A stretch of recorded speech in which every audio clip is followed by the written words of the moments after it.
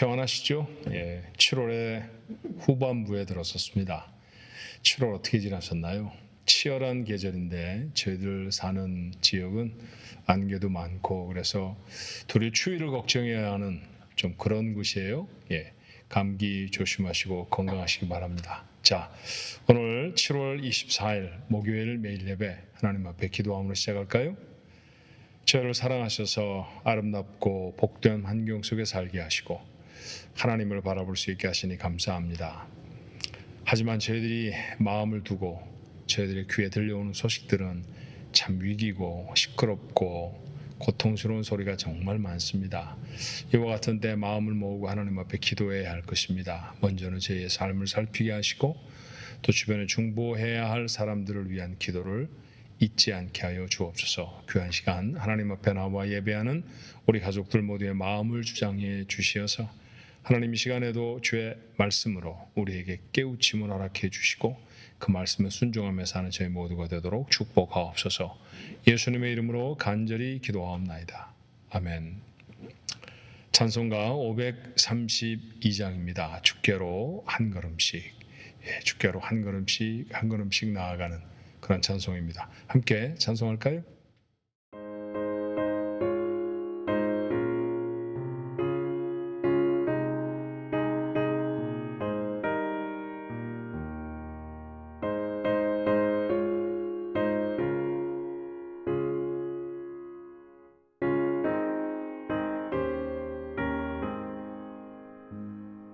주께로 한 걸음씩 왜 가지 않느냐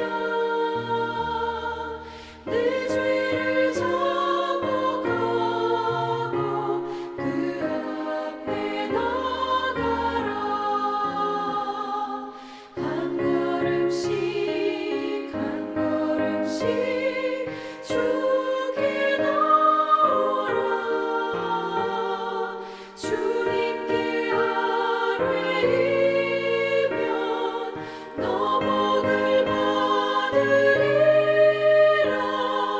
값없이 주는 은혜 너 거절 말아라 주께로 한 걸음씩 너 빨리 나가라 주께서 너를 맞아 내 죄를 사하리 한 걸음씩 한 걸음씩 주께 나오라 주님께 아뢰이면 너 복을 받으리라 값없이 주는 은혜 너 거절 말아라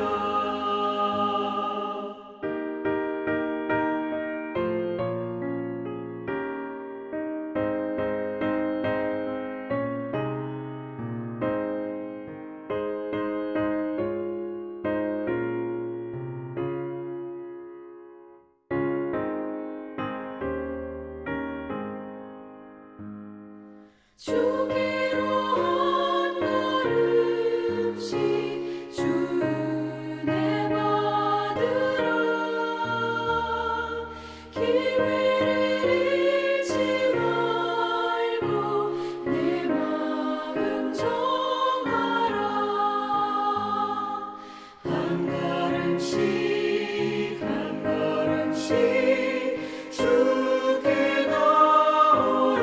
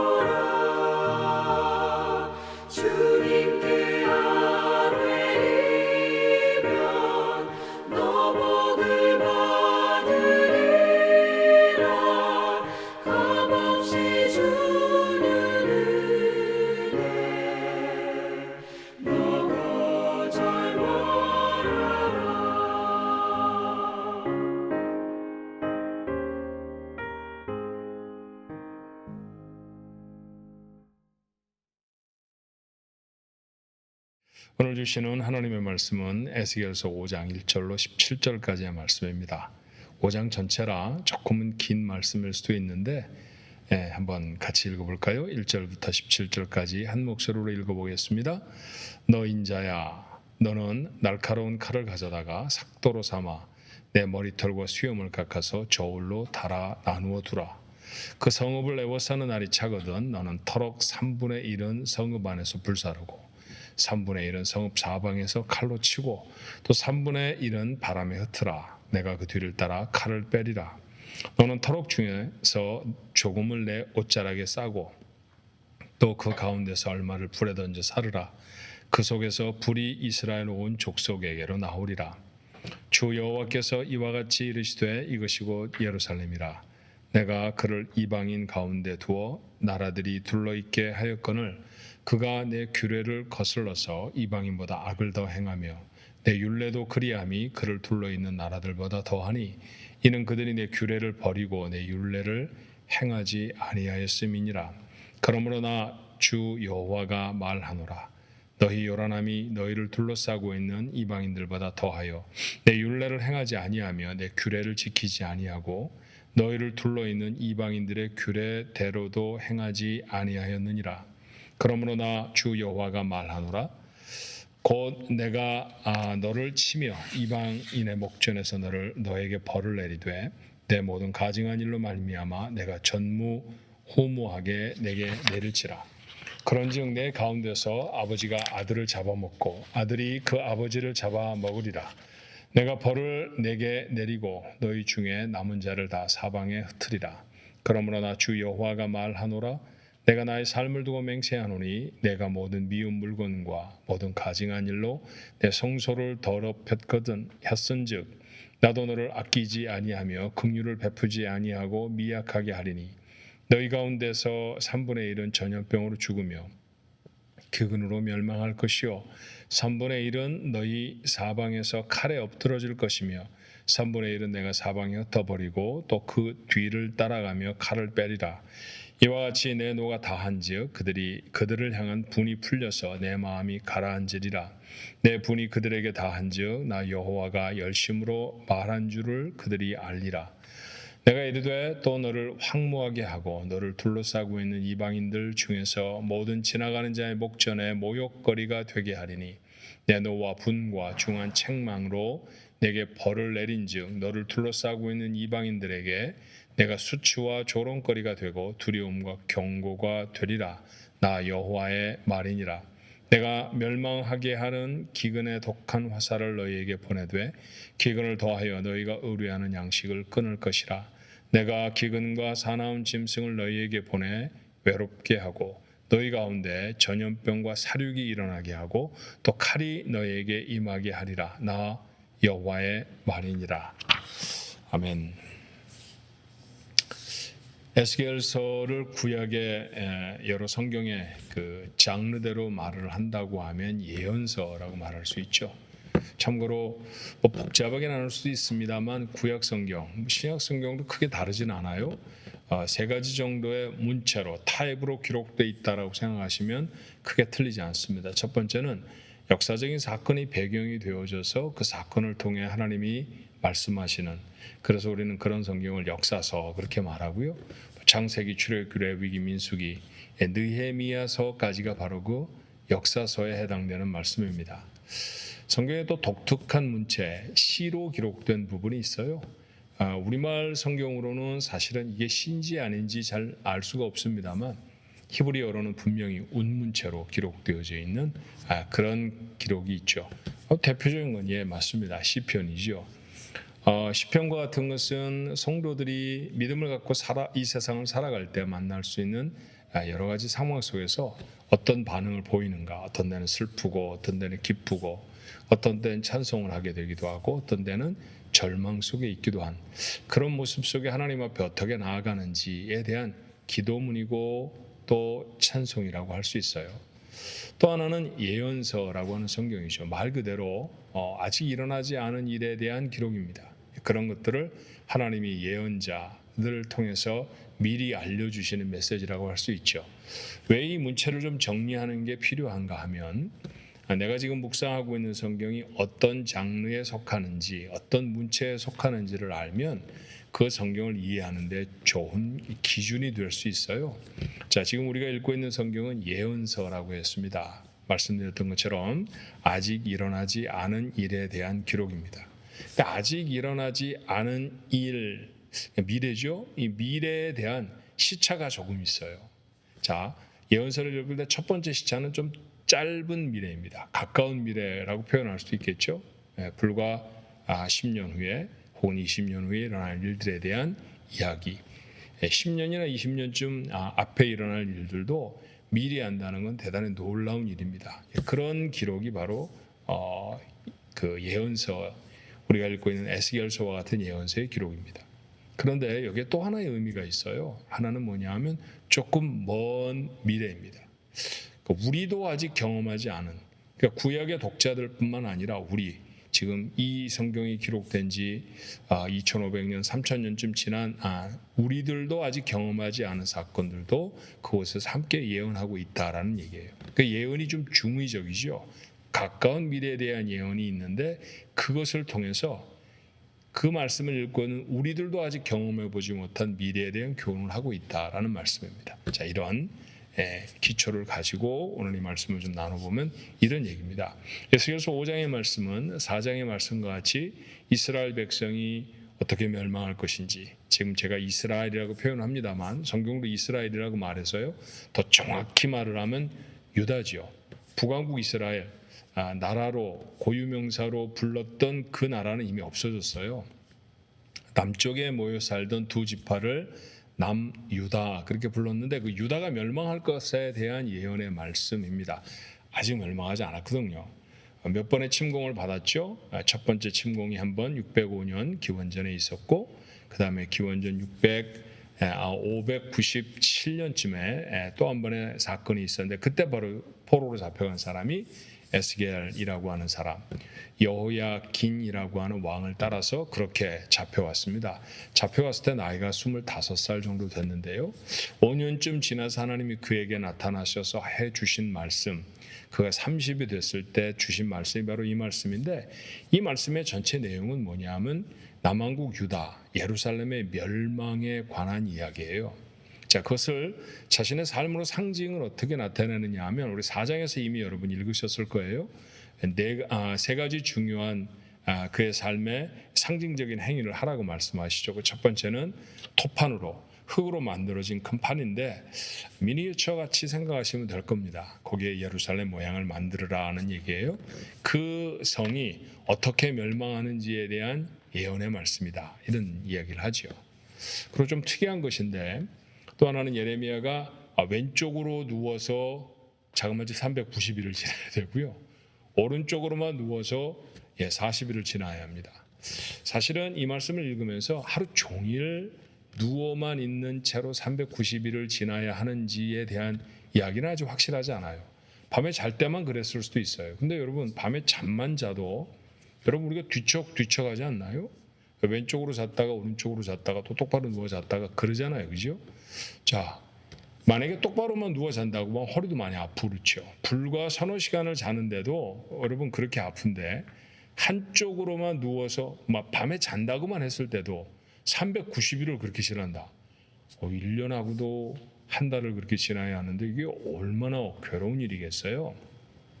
이게 바로 북왕국 이스라엘의 죄악 때문에 그렇다라는 말씀이죠. 그리고 또 오른쪽으로만 누워서 또 잘합니다. 그 다음에는 자라고 한 얘기는 표현이 없으니까 제가 좀 수정을 할까요? 잠을 잔 것인지 아니면 하루 종일 그랬는 것인지. 제가 좀 하루 종일 그랬을 리는 없다라고 생각하는 이유 중에 하나는 뭐냐면요, 일어나서 음식도 만들어야 되거든요. 누워있는 채로는 음식을 만들 수가 없지 않았을까라는 생각이 들어서 저는 누워서 그렇게 잠을 잤다라고 하는 쪽을 지지하는 편입니다. 또 어떻든 하루 종일 있었으면 그거는 초인적인 그런 노력을 기울여야 하는 일이고, 밤에 자는 것만으로도 한쪽으로 누워서 390일을 또 다른 쪽으로 누워서 40일을, 이거 대단히 어려운 거거든요. 근데 왜 그렇게 하라고 하시느냐 하면 이것이 바로 그들이 행한 죄악의 날수다, 이렇게 하나님 말씀하세요. 그러니까 내가 이렇게 고통스럽게 사는데 이건 너희들 죄 때문이야, 이런 메시지를 전하라는 말씀이죠.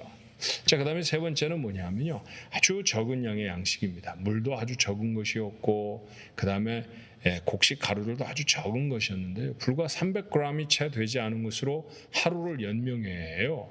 그러니까 그렇게 해서 1년 반 정도에 되는 긴 기간을 연명해내야 한다. 우리가 보통 먹는 바를 한 2개 정도, 그 정도로 물을 마시는 게 전부였고요. 대단히 괴롭지 않았을까요? 이건 뭐냐 하면 그들이 당할 고난 중에 기근이라는 게 있었는데, 그 기근을 어떻게 지나가야 하는지에 대한, 기근을 만났을 때 얼마나 괴로울지에 대한 것을 에스겔이 자신의 삶으로 이스라엘 백성에게 그렇게 지금 보여주고 있다라는 거죠. 그렇게 세 가지 중요한 상징적인 행동들을 했는데, 5장의 말씀에 네 번째 상징적인 행동을 하라고 하나님 말씀하십니다. 그 제사장인데 머리를 밀으라는 거죠. 여러분, 유다의 제사장들은 머리카락을 자르지 않습니다. 그리고 수염도 깎지 않아요. 나시린이라고 하는 말씀을 여러분 들었겠습니다만, 하나님께 드리운 바 된 자라고 하는 뜻이잖아요. 그 나시린이라는 기본적인 개념으로 제사장들이 자기 몸을 관리해 왔기 때문에 수염을 깎거나 머리를 민다라고 하는 건 대단히 수치스러운 일이죠. 그런데 그렇게 수치스러운 일을 행하라는 거예요. 여러분, 단박에 눈치채시죠? 선지자를 통해서 하나님 이스라엘 백성에게 너희들 수치스러운 일을 당할 거야 라고 하는 메시지를 전하시는 거예요. 그런데 그렇게 깎아놓은 머리카락 그리고 수염을 모아서 3등분을 하라는 거죠. 각각 등분을 해서 오늘 여기 말씀해 보니까 어떤 것은 성읍 안에서, 또 어떤 것은 칼로, 또 어떤 것은 바람에 이렇게 다 흩어버리라고 하셨어요. 자, 12절 이하에 해석을 해 주십니다. 예루살렘에 모여있던 사람 중에 3분의 1은 전염병으로 죽을 것이고 3분의 1은 칼로, 그러니까 전쟁이 일어나서 그 전쟁에 사망할 것이다 라는 말씀이죠. 3분의 1은 사방으로 흩어질 것이다. 사방으로 흩어진 사람 중에 일부가 지금 에스겔과 같이 왕을 모시고 지금 바벨론에 와 포로로 살지 않습니까? 이런 일들이 진행될 것이다 라는 말이에요. 왜 이런 어려움이 있을까요? 하나님의 나라 이스라엘, 그 중에 하나님을 예배하는 예루살렘에 왜 이런 어려움이 있을까요? 하나님은 직접 밝혀 말씀하십니다. 6절이죠. 그가 내 규례를 거슬러서 이방인보다 악을 더 행하며 내 율례도 그리함이 그를 둘러 있는 나라들보다 더하니 이는 그들이 내 규례를 버리고 내 율례를 행하지 아니하였음이니라. 이후에도 같은 말씀이 반복되는데 내용은 뭐냐 하면 하나님의 백성인데 하나님 말 듣지 않았다는 얘기죠. 그래서 벌받게 됐다라는 얘기입니다. 근데 참 주목할 만한 말이요, 하나님의 법을 어기는 사람들은 그들 주변에 있던 이방인들이 살아가고 있던 도덕적인 규범보다도 훨씬 더 못하게 살게 됐다는 거죠. 이방인들보다도 더하다, 그렇게 말씀하세요. 그래서 결국에 8절의 말씀에 그러므로 나 주 여호와가 말하노라, 나 곧 내가 너를 치며 이방인의 목전에서 너에게 벌을 내렸다라고 말씀하세요. 하나님 말 안 들어서 받는 벌이 이런 것이다라는 거죠. 벌이 참 참담하고 참혹했습니다. 자, 그런 이야기가 에스겔서 5장에 기록되어 있죠. 자, 이 말씀을 오늘의 묵상으로 말씀을 읽는 우리들이 어떻게 이 말씀으로 교훈을 받아야 할까요? 그 첫 번째는 오늘 우리들의 모습을 살펴야 하는 것 아닌가 하는 생각이 들어요. 정말 좀 이상한 세상에 우리가 살거든요. 자, 제가 이상하다고 표현하는 것은 이런 거예요. 하나님의 법을 지키고 살면 세상이 우리를 이상하게 취급한다라고 생각하거나 또는 실제로 이상하게 취급을 당하며 삽니다. 예를 들면 여러분, 매 주일은 예배해야 되죠. 그런데 주일이라는 것이 1년에 사실은 52번밖에 없어요. 그러니까 1년에 아주 다미넌트한 날 아닙니다. 월, 화, 수, 목, 금, 토, 우리가 사용할 수 있는 것은 7배나 더 많죠. 그럼에도 불구하고 이 매 주일 나는 한 번도 빠짐없이 교회에 갈 겁니다, 예배할 겁니다 이렇게 선언하면요, 되게 이상한 사람처럼 취급을 합니다. 한 주도 안 빠진다고? 아니, 교회를 뭘 그렇게 열심히 다니는데 뭘 그렇게 예배를 해? 사람들이 그렇게 생각하죠. 근데 정말 이상한 걸까요? 아니에요. 산업화가 되어지면서 노동력이 대단히 많이 필요했던 시절이 있었습니다. 될 수 있는 대로 더 일을 많이 시키면 얻어들여지는 어떤 물건이나 재화가 더 많았던 시절이 있죠.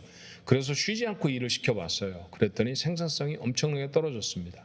그래서 이틀을 하다고 쉬어보기도 하고 뭐 엿새를 일하고 또 우리가 전통적으로 하루를 쉬어보기도 하고 심지어 공산주의 국가에서는 열흘 만에 한 번씩 쉬기도 해봤습니다. 뭐 아주 좋잖아요. 30일 한 달이니까 9날 그 9일 동안 일하고 하루 쉬고 그렇게 하면 딱딱 떨어지는 것처럼 보이기도 하죠. 근데 어느 때 가장 생산성이 높았을 것 같으세요? 네, 엿새 동안 일하고 하루를 쉬었을 때가 가장 생산성이 높고 일하는 사람들의 만족도가 높았답니다. 하나님이 우리를 지으셨을 때 엿새는 일을 하고 하루는 쉬면서 하나님을 예배하도록 하시는 거죠. 왜 쉼의 시간을 주셨느냐 하면 그 시간에 하나님을 예배하라고 하신 거예요. 이건 이상한 일이 아니라 그렇게 살아야 가장 인간답게 사는 겁니다. 가장 하나님이 만드신 인간에 가깝게 살아갈 수 있는 거죠. 우리는 교회 헌금을 하기도 해요. 사람들이 우습게 생각합니다. 번 돈을 그렇게 교회에다 막 쓰면 돼? 뭐 한다고 그렇게 교회에 돈을 많이 바쳐? 이렇게 말을 하죠. 근데 여러분, 우리에게 주신 재화는 우리에게 하나님이 물질을 주셨다고 하면 그 물질은 나만을 위한 게 아니죠. 더불어 사는 사람들과 당연히 나누어야 하잖아요. 그런데 개인들이 더불어 사는 사람들과 나눌 수 있는 방법은 실제로 그렇게 많지 않습니다. 그래서 하나님은 교회 공동체라는 걸 통해 그것들을 모으시고 이 세상에 사용하도록 하시죠. 물론 교회가 제대로 집행하지 못하는 교회도 많다는 걸 압니다. 그러나 제대로 집행한다라고 했을 때 그것은 얼마나 합당한 일인지 몰라요. 예를 들어 보면 이런 겁니다. 전 세계에는 공화가 굉장히 많죠. 미혼모도 참 많아요. 그런데 정부가 미혼모나 고아를 돌보는 경우보다도 교회가 이들을 돌보는 경우가 비교할 수 없을 정도로 더 많습니다. 심지어 복지가 잘 돼 있다고 하는 미국에서조차도 말이죠. 교회 헌금을 모으지 않으면, 그리고 이 헌금이 정상적인 방법으로 세상에 집행되지 않으면 저는 보나마나 세상은 지금보다 훨씬 더 팍팍하고 훨씬 더 악한 세상이 되어질 거라고 생각해요. 그러니까 하나님 앞에 물질을 드리는 것은 가장 인간답게 살아가는 모습 중에 하나입니다. 근데 이렇게 살면 이상하다고 말하는 세상에 살잖아요. 우리는 그런 세상에 사니까 그렇게 안 하려고 하는 사람이 정상적이고 그렇게 하나님의 말씀을 어기며 사는 것이 보편적인 사람의 모습이라고 오해하는 세상 속에서 삽니다. 그게 우리의 모습이라고 하면 오늘 이 본문의 말씀하고 차이가 없죠. 하나님의 법을 잃어버린 교회, 하나님의 법을 잃어버린 교인 정말 많습니다. 이방인, 구원을 모르는 사람보다 더 악하게 살아갈 수 있다는 거예요. 그러면 벌을 받습니다. 수치와 조롱거리가 됩니다. 하나님의 메시지는 바벨론의 포로로 잡혀있는 사람들에게 정말 큰 깨달음이 되었을 겁니다. 오늘 이 에스겔의 메시지는요, 첫 번째 대상이 누구였느냐 하면 포로로 잡혀온 사람들이에요. 유다에 남아있는 사람들이 아니라, 잡혀와서 희망을 잃어버리고 절망 속에 있는 사람들에게 너희들 망할 거다 이런 메시지를 주었으면 그들의 마음이 낙담이 됐을 것 같은데 사실은 안 그랬다는 거예요. 이 얘기죠. 그들이 그 말씀을 깨닫게 됩니다. 이렇게 벌을 받는 거구나. 그러니까 하나님 말씀 지켜야 돼. 그렇게 하나님의 말씀으로 돌아가는 모습이 있었어요. 회개도 했을 겁니다. 그렇게 정결케 그들은 바벨론에서 보호를 받습니다. 그리고 그들이 다시 돌아왔을 때 그들을 통해 하나님 앞에 다시 예배하게 하는 성전이 세워지게 된 것, 이게 바로 하나님 나라의 역사였죠. 조금 긴 역사도 긴 미래도 있다고 했죠. 우리가 아직 경험해보지 못한 세계.